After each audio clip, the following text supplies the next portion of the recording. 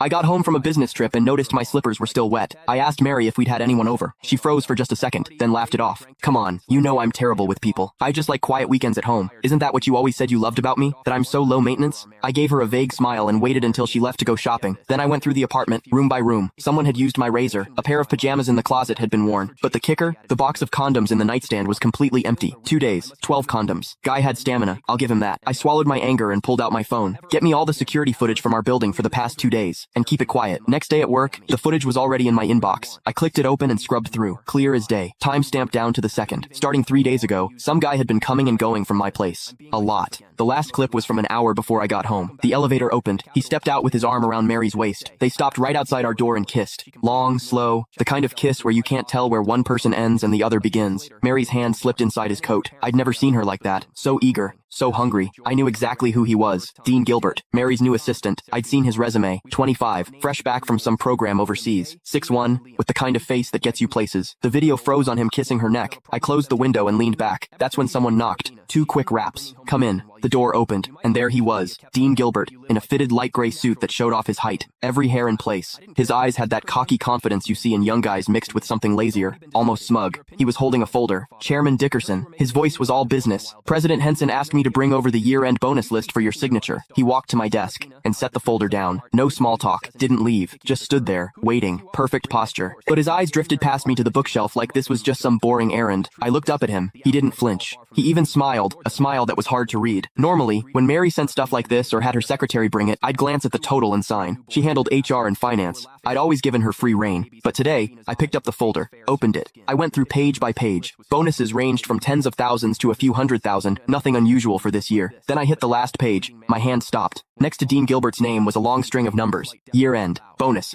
$1 million. And in the notes, plus one company BMW, 730 Lee, $1 million.